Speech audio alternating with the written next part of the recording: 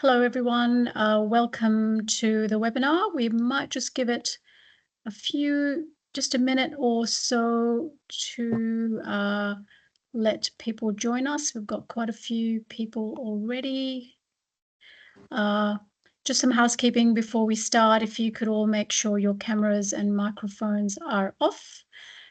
And if you have any questions as we go, please feel free to pop them in the chat, or if you have any useful links for panel members and for other attendees, and if you'd like to share them. So that would be great. Okay, we have quite a few people that are online already, so welcome everybody. Before we make a start, I'd like to acknowledge the traditional custodians throughout Western Australia. I'm based in Perth. I'd like to acknowledge the traditional custodians and their continuing connection and deep knowledge of the land and waters, and we pay our respects to elders both past and present. Welcome to the webinar that's hosted by the Australian Science Communicators, or the ASC. My name is Preeti Castle, and in a voluntary capacity, I'm with the ASC on the National Council and also chair the Partnerships and International Engagement Committee. So we have a diverse audience joining us today from across Australia and New Zealand, so a very warm welcome to everyone, especially if you have joined the ASC event, an ASC event for the very first time.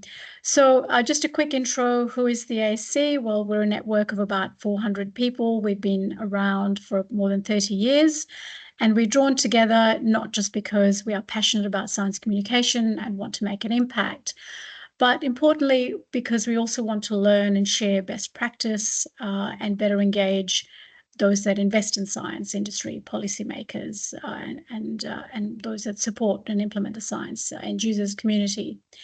The ASC is also a national forum to exchange ideas, build collaboration, and collectively work together to advance the profession of science communication. And if you're wondering, am I a science communicator? We have diverse members. You don't have to be called science communicator in your job title.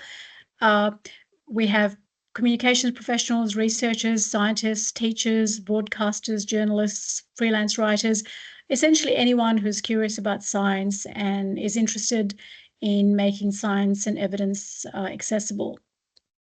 And today's webinar is really to introduce you to some of our strategic partners, and we'd love to be able to, we want to encourage all our members to engage with our partners. It's fantastic learning, fantastic networking, and it's great to be able to better understand what's happening in the landscape, not just in our worlds, which we tend to get caught up in our day jobs. So I'd like to introduce our panel, and the panel members will do a brief introduction about to their organisations, and then after that we'll have a quick conversation around some of the questions around what are the challenges in their areas, in their sector, and how can those of you joining us online get involved and collaborate and look for opportunities where you can support advocacy or other initiatives. So I'd like to introduce the president of the Science Communicators Association of New Zealand, Cathy Doring. Welcome, Cathy. Cathy's a science communicator with a deep understanding of New Zealand's freshwater ecosystems, and Cathy's focus is on knowledge sharing and the power of storytelling to enhance information transfer between catchment care groups, for example, and really communicating the state of freshwater systems to iwi, NGOs, government agencies, industry and community groups. Importantly, making sure that knowledge leads to action. We have William Peng, who's the president of the Australasian Science and Technology Engagement Network, or ASTEN. Will is also the General Manager of Exhibitions and Operations at SciTech in WA, and his background is in General Management and Project Management. So welcome, Will. And we have Sarah Phillips, who's the Secretary of the Science Journalists Association of Australia, or SJAA. Sarah, welcome. Sarah's a freelance writer with a background in environment. Sarah's been a reporter with the ABC, the Australian Broadcasting Corporation, and also Asia Pacific Bureau Chief for Nature Portfolio. So, could I perhaps start with you, Catty, to give us a bit of an overview of what is SCANS? Sure. Well, first of all, kia ora koutou. Welcome, everyone. Thanks for joining us today, whichever time zone you're at. I'm based in New Zealand, and it is just gone after 6 p.m. So SCANS stands for the Science Communicators Association New Zealand. I've been elected president from the beginning of this year, so fairly newish in this role. But SCANS has been around for much longer, just over 20 years. It was founded in 2004. After there was a growing interest from New Zealand science communicators and journalists that they wanted to see an association built, but also support from the Royal Society of New Zealand as well as ASC. And compared to ASC, we're teeny tiny. We have around 80 paying members, but a much larger reach through our newsletters and people attending webinars as well. We just recently came together and said we really need some kind of a vision that we work towards. And what we came up with was, and it pretty much sums up who we are, to be a thriving, inclusive community of practice that empowers a diverse network of science communicators to connect, grow, and lead positive change across society. And so SCANS supports a clear, inclusive, and trustworthy science communication that helps people to understand and engage with science in everyday life, just the role of science communicators is.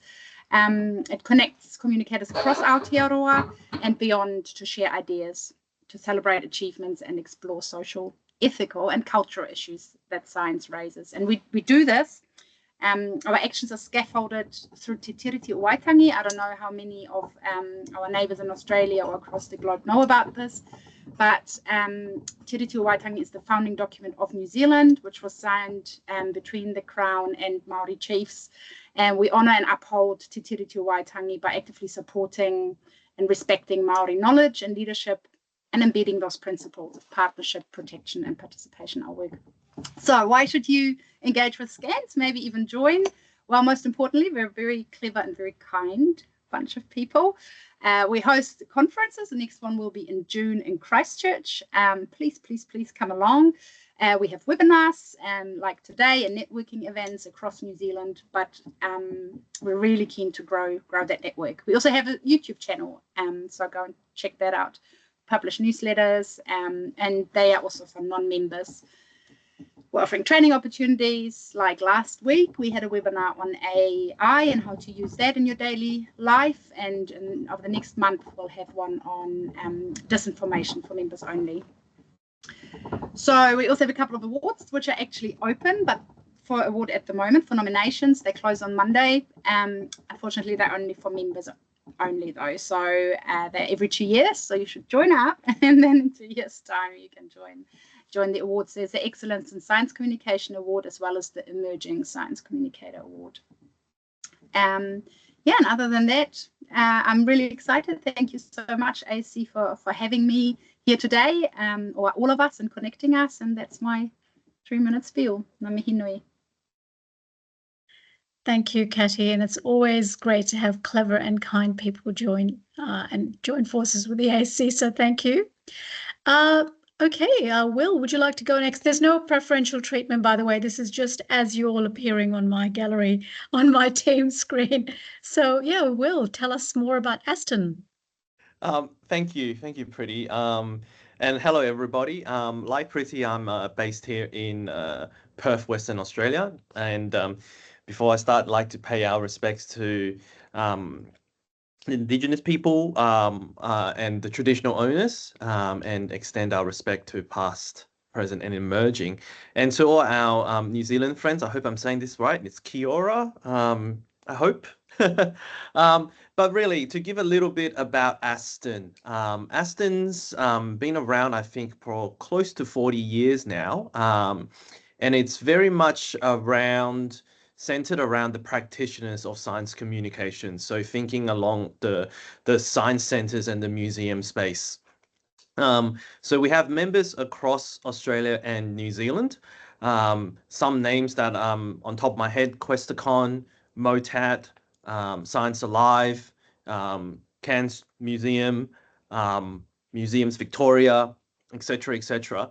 And what we mainly do is talk about the engagement, especially in that early primary school-aged group, about instilling the love and the passion for science at that early age group. And most of the time, our conversations are around, the exhibitions, the programs, and the shows that we develop. But really, we are talking along that play-based learning and engagement, as well as how respectfully all of our organizations are trying to reach underrepresented audiences. So, Australia, as we all know, is quite large, and we want to make sure that science is for everyone. And we are all trying to do the best that we can. But it's about pulling the resources to share learnings around, what we've done right, what we've done wrong, but also how we can build a community of practice around that evidence-based practice, and share how we also have challenges with, reaching adult audiences, or funding challenges with government. One of the other things that Aston Group also does is, like Katie and Pretty and Sarah, is that we have an annual conference. This year it will be in Darwin, at the Charles Darwin University. That's our main engagement mechanism. However, we also, as a community, pull together grants and funds through memberships and ticket sales to support our network through fellowship grants, usually for kind of like the Winston Fellowship, where we send people away overseas to learn and bring back some best practices from international practitioners. That's about all I had. Sorry. So thank you. And anyone wants to connect, just reach out. We've got Aston Network is the full name of the website, and we're on the socials and LinkedIn. Thank you. Thank you, Will. That's a great overview. Sarah, over to you. Tell us about SJAA. Cool. So yeah, my name's Sarah Phillips. I'm the secretary of the SJAA, and I am standing in today for El Presidente, who happens to be in Germany at the moment on a fellowship, on a residency over there. So yeah, he's asked me to step up while he is drinking beer and eating pretzels. So yeah, I represent the Science Journalists Association of Australia. So we've been around for about 6 years now. I was part of the founding committee. We were founded by Bianca O'Grady, who gathered together a bunch of science journalists at the pub and said, we should have our own organisation, because science journalists have their own specific skill set and our own specific challenges operating in today's media environment. And we felt that there's, the National Association of Science Writers in the US, but we felt that Australian science journalism was underserved in terms of professional development and support for young people wanting to come into the industry. So really what we exist to do is to support and foster the professional interests of practicing and aspiring science journalists in Australia, and to champion and advocate for independence and excellence in science journalism. So how do we do that? Well, one of the biggest things we actually do is a Slack channel, which sounds minor, but is actually really important. So we have about 80 something members now, paid members. You can be an associate member, or you can be a full member, or you can be a student member. And so we have about 80 something members, and on our Slack channel, potentially because we have a lot of freelancers, that happens to be what the environment is for science journalism these days. And when you're a freelance science journalist working from home, you get a bit lonely. And so we have a very thriving community of people chatting to each other on Slack, whether it's, hey, did you see this morning? Or whether it's, does anyone have a contact for someone at CSIRO who knows something about molecular biology or whatever it happens to be? And there's just people supporting each other to answer those questions, people putting up articles that are about, science journalism developments all around the world, people putting up awards that people might want to apply for, jobs that are going. And so we have this really active and very engaged community of people who are chatting to each other all day on the Slack, which I think is just brilliant because, it's just taken on a life of its own. Other things we do, we go to the pub. We did that last night. There was a festivities held in both Sydney and Melbourne simultaneously, and we actually managed to zoom into each other and wave at each other. We didn't really chat. It was very loud. And then we also do things like we have an annual grants program. We have amassed enough money over time through other people's grants to provide our own grants. So we provide professional development grants up to around $2,000, travel grants. I think we have early career development grants, things like that, to help people further their practice. We have established things like a Science Journalist in Residence Fellow at the Institute for Molecular Bioscience at the University of Queensland. So we've got, I forget who's up there at the moment. Someone's been up there. Can't remember their name. It's fallen out of my head right now. But anyway, we've got someone like that. And then we do events. So we have panels, discussions on such topics as how can I make my work pay as a freelancer, or what's defamation law? What should I know about defamation law, and things like that are relevant to the interests of a working science journalist, whether that happens to be an in-house science journalist or a freelance science journalist. So that's us in a nutshell. Thank you, Sarah. That's fantastic. That's why I love this coming together of our organizations, because there is so much crossover. Many of us have portfolio careers, so there's always something you can learn through different networks of people, especially across the region. I guess we all face different issues, current and emerging.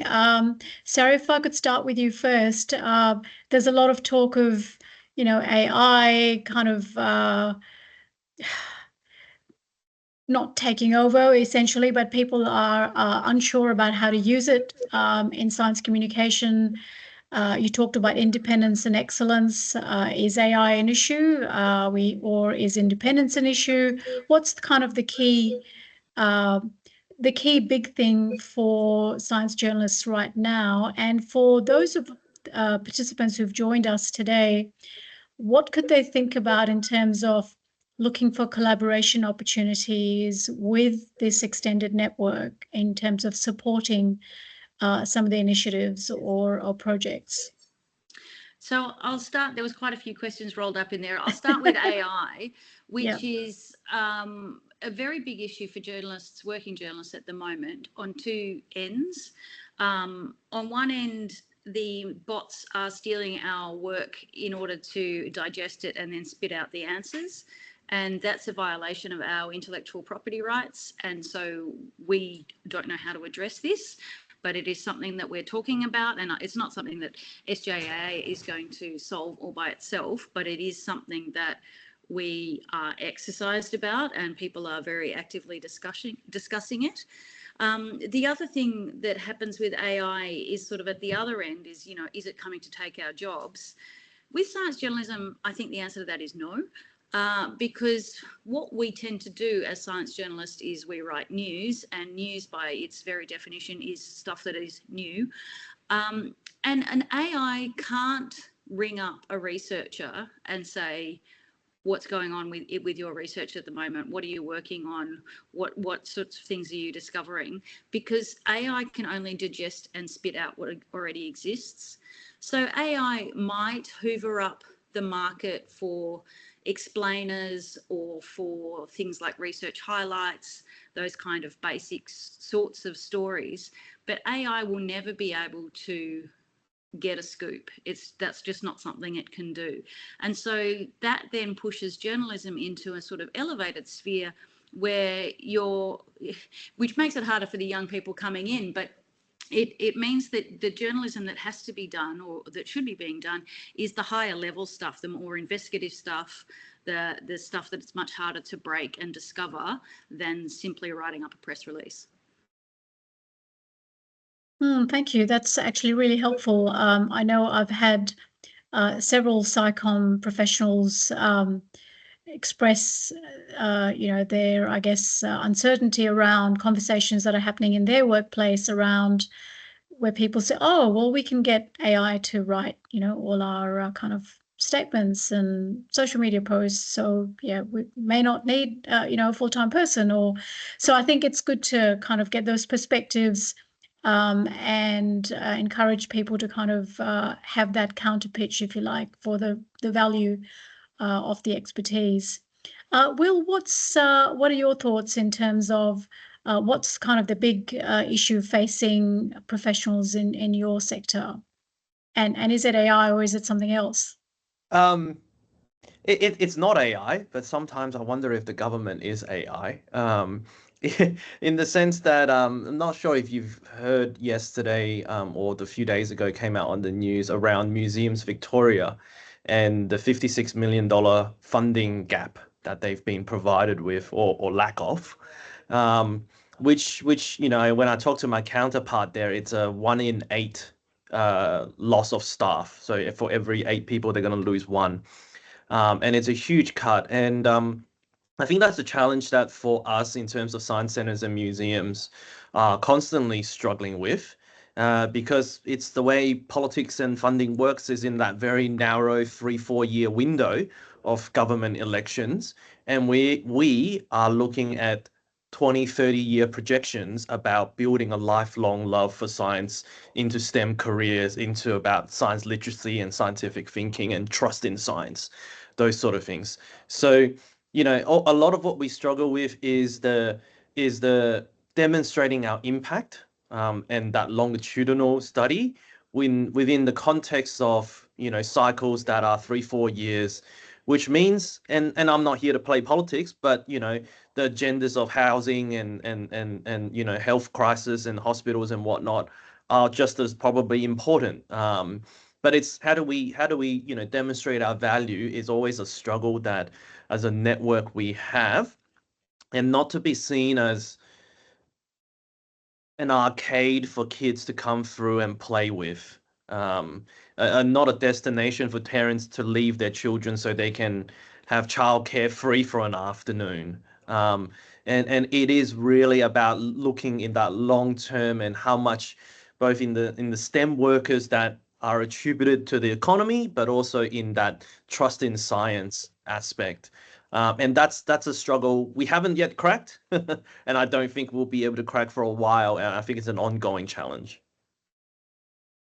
Definitely, I think demonstrating impact is a big challenge for everybody. As we continue this conversation, please feel free, participants, to pop your questions or thoughts or comments in the chat. Catty, speaking of funding, I know that's been in recent times a big challenge in New Zealand. Do you have any thoughts on that or any other emerging issues? Yeah, ours is very much aligned to Will's with the funding gap. So maybe just for very quick context, of the last 10 years, New Zealand government had funded what was called the National Science Challenges. There were 11 of them. You might have heard of them, and they delved in all kind of different directions and topics, and they came to an end June last year and weren't essentially replaced. And so in budget 2025, there were 212 million removed from the science sector. That's essentially like removing the entire annual budget of a mid-sized university or shutting down 10 to 15 major research programs. And so that might not sound like much for Australia, but for New Zealand, that is really, really big. In addition to that, there was also 70 million cut from Health Research Fund and then 12 million from Catalyst Fund, which supports international collaboration. So making sure that we can travel to Australia and vice versa in strategic science partnerships. So these cuts have happened and threaten fundamental research, and they shift towards very commercially focused science and economic impact metrics. So in order to prove whether the research has made impact, we have to prove that we made money or saved money, essentially. And with that follows sort of a huge concern about brain drain, where top scientists just say, this is not, I can't sustain my sciences or my life here, or I'm not needed, essentially, because clearly the government doesn't prioritize it, and so they head to Australia. So you guys have lots of our scientists. And these shifts in science funding really undermines long-term innovation and competitiveness. But what that means for science communicators as well is that as part of these national science challenges, mission-led science communication or mission-led research have essentially, the funding for that had come to a stop, to an end as well. And that has a huge impact for many of our members who have found themselves without a job end of last year, who have needed to become self-employed, potentially freelancing, or scrambling to just find somewhere to use the skills that they attained over those last 10 years and actually made these research projects meaningful and impactful. They've been star rated, so they're great programs, the science programs, the National Science Challenges, but they haven't they now don't have a job, essentially, or it's really, really hard for them. So my heart goes out to all these amazing skilled people, and I'm hoping that this is a blip again. In this case, hoping this is only a 3-year cycle, and the government that will follow might pick that up again and increase science funding. But that is a key issue in New Zealand, that these substantial amounts of funding have come to an end to enable mission-led science communication. Yeah. Thank you, Katie. That's yes, I'm sure a lot of people listening can empathise with that situation. I mean, there's certainly a heightened level of interest in science and evidence, but it's not always reflected in the investment in science. I'm conscious that we only have a couple of minutes left, so I just wanted to let everybody know that there will be a recording of today's webinar available on the ASC website. Please feel free to explore the websites of all our partners as well, and have a look at their events and conferences. We do have reciprocal benefits for our members and for our partner members. So please have a look on the website in the members area to be able to access those benefits. And this is a fantastic network. We encourage everybody to reach out and find out more and look for opportunities to collaborate. If you're a freelancer or a consultant, there is a marketplace on the ASC website where you can, I guess, explore opportunities for work as well. And the ASC conference is coming up in the middle of November, 12th and 13th. There will be more information on that coming up soon on the ASC website in terms of registrations and abstract submissions. So we encourage you to have a look at that. And that's about it. Thank you very much, Sarah, Will, and Katie. An excellent introduction to your organisations, and we look forward to working together. We look forward to having you at the ASC conference, which Phil has just reminded me on the message, 12th to 14th of November, and it is in Melbourne, so easy to get to for most people. And for those of us in Perth, well, we welcome the chance to go anywhere out to the other side of the country. So, hopefully we'll see many of you there. And thank you very much again to panel members, and thanks everybody for attending. Thanks. Thank you. Thank you. Bye.